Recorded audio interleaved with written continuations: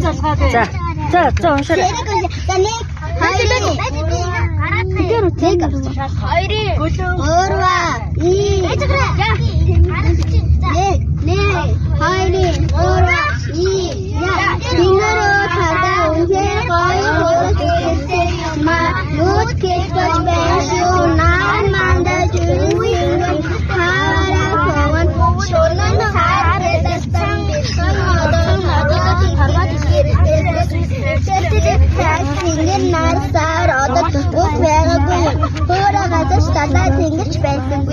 Нэгэн өдөр бурхан ийхүү айлчээ.